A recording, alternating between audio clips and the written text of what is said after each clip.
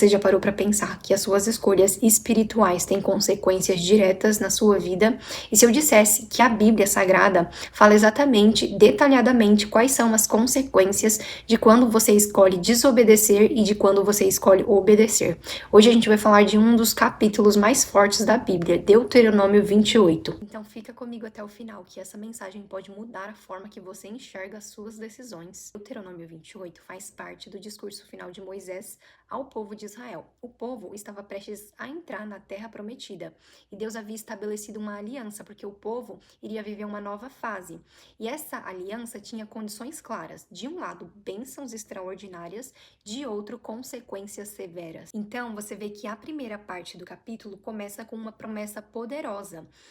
Começa assim: se você obedecer fielmente o Senhor teu Deus e seguirem cuidadosamente todos os seus mandamentos, essas pessoas teriam bênçãos, né? Bênçãos no campo, prosperidade, bênçãos no trabalho, reconhecimento entre as nações, proteção contra os inimigos. Então, a obediência atrai a presença, a provisão e a proteção de Deus. Aí você vê que a partir do versículo 15, o tom muda completamente. Aparecem as consequências da desobediência. Então, se vocês não obedecerem ao Senhor, o seu Deus, e não seguirem cuidadosamente todos os seus mandamentos e decretos, todas estas maldições cairão sobre vocês. Então, escassez, derrota, doença, falta de prosperidade, distanciamento de Deus. Então aqui, Deus não está sendo cruel, Ele está sendo justo e transparente. Ele avisa antes: a desobediência gera caos. O pecado não traz felicidade, gera escassez,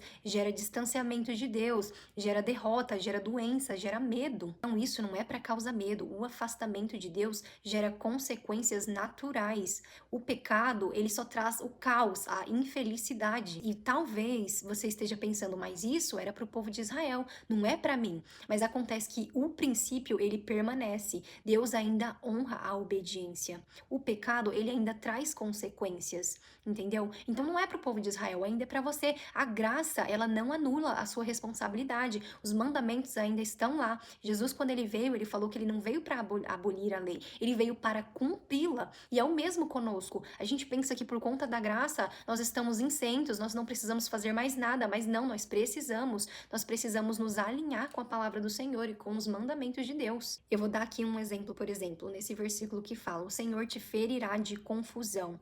Aqui é a pessoa que conhece a verdade, mas vive em conflito com ela. A pessoa já sabe o que é a verdade, ela conhece a verdade, mas ela continua errando mesmo assim, ela escolhe errar. A pessoa que tem falta de paz interior. E muitas vezes essa falta de paz interior, essa confusão mental, não é questão de terapia, às vezes é só falta de alinhamento com Deus. Eu não tô aqui negando que muitas vezes sim, com certeza, buscar ajuda é necessário, mas às vezes você só está afastado de Deus, você não está alinhado com Deus, você não está firmado na palavra. Por isso que você enfrenta tanta confusão mental. Deuteronômio 28 nos mostra que todos os dias nós estamos diante de uma escolha: viver alinhado com Deus, ouvir a voz de Deus, ou ignorá-la e apenas colher as consequências.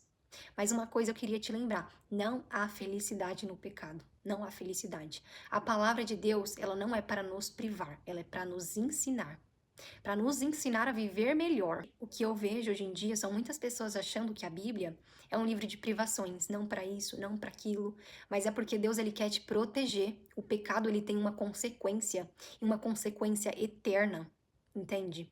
Às vezes é muito melhor você deixar de lado um prazer que é passageiro para você desfrutar da graça eterna de Deus. O pecado, ele vai te trazer um prazer momentâneo, passageiro, mas o resultado disso é a morte. Eu vi um vídeo muito interessante que falava assim: o pecado não te mata imediatamente. E por isso você continua pecando. É que nem como, por exemplo, você beber soda cáustica. Você não vai fazer isso, porque você sabe que você vai morrer imediatamente. Mas com o pecado não é assim. Você não morre imediatamente. Então, por isso você continua pecando. Mas uma coisa eu te digo: a graça, ela não te isenta da responsabilidade.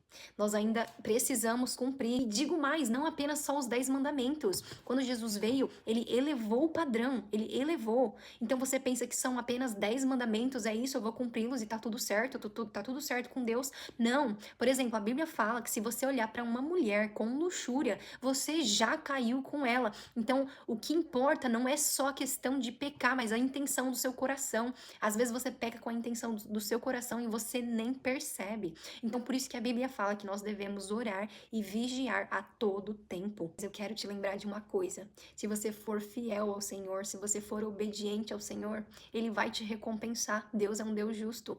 A Bíblia fala assim, ó, o Senhor fará de vocês a cabeça das nações e não a cauda. Se vocês obedecerem aos mandamentos do Senhor, o seu Deus, que hoje dou a vocês e seguirem cuidadosamente, vocês estarão sempre por cima, nunca por baixo. Não se desvie nem para a direita, nem para a esquerda de qualquer dos mandamentos que dou hoje. Que você possa meditar nessa palavra. Muito obrigada por ter assistido meu vídeo. Eu espero que tenha sido edificante de alguma forma. Um beijo e um abraço. Fica com Deus.